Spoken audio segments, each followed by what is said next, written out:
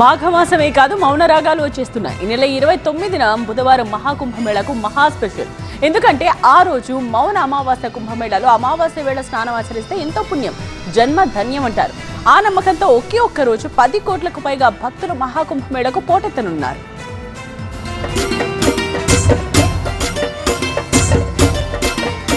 మహాకుంభమేళ 2025 ఇప్పుడు అన్ని దారులు పవిత్ర ప్రయాగ్రాజ్ వైపే. భక్తి విశ్వాసాలే శ్వాసగా ఒప్పొంగే జలోత్సవం మహాకుంభమేళ.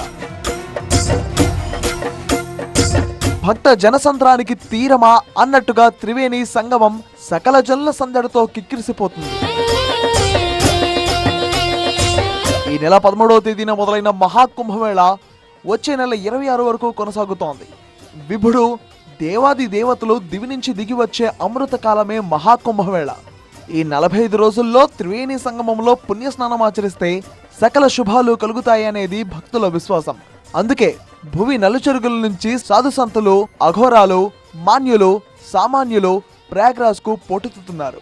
డే బై డే రద్దీ పెరుగుతోంది. ఇప్పటికే కోట్ల మంది భక్తులు స్నానమాచరించారు. ఇన్ని రోజులు ఒక లెక్క, ఈ నెల 29వ తేదీన పోటెత్తే రద్దీ మరో లెక్క. జనవరి 29 ఈసారి మహాకుంభమేళాలో వెరీ స్పెషల్. ఎందుకంటే ఆ రోజు అద్వితీయమైన రోజు. బుధవారం మాఘమాస మౌన అమావాస్య మహిమాన్వితమైన సుదినం. మహాకుంభమేళాలో స్నానం ఆచరించడం అంటే ఎంతో పుణ్యం. ఇక మాఘమాస అమావాస్య కలిసొచ్చిన వేళ గంగా స్నానం చేస్తే ఇక మరెంతో పుణ్యం. దానాలు చేస్తే జన్మధన్యం అనేది భక్తుల విశ్వాసం. మౌన అమావాస్య ధ్యానానికి, జ్ఞానానికి చిహ్నం. ఆ రోజు మౌనంగా ఉంటూ పరమేశ్వరుడిని ధ్యానిస్తూ పవిత్ర గంగా స్నానం చేసి పితృదేవుళ్లకు నీరాజనాలు అర్పిస్తారు.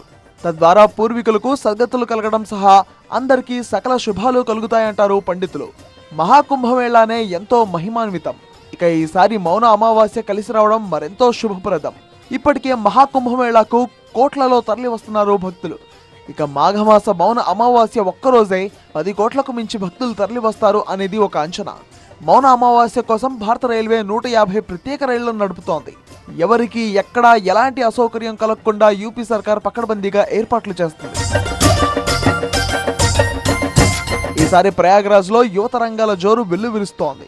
ఎక్కడ చూసినా యువోత్సాహం కనిపిస్తోంది. పీఠాధిపతులు, సన్యాసులు, నాగసాధువులు, పెద్దవాళ్లకు ధీటుగా యువత కనిపిస్తున్నారు. భక్తి శ్రద్ధలతో కుంభమేళాలో పాల్గొంటున్నారు. కుంభమేళాకు వస్తున్న యువత గురించి ప్రధాని మోదీ ప్రత్యేకంగా ప్రస్తావించారు. దేశంలోని యువత తమ ఆచార సాంప్రదాయాలను తెలుసుకున్నప్పుడే మన మూలాలు బలపడతాయన్నారు ప్రధాని. ఇక మౌని అమావాస్య కోసం దేశ విదేశాల నుంచి యువత ప్రయాగ్రాజ్ పయనమైంది. జనవరి 29 బుధవారం మాఘమాస మౌన అమావాస్య మహాకుంభమేళా సందడి ఇక పక్కాగా మరో లెవెల్.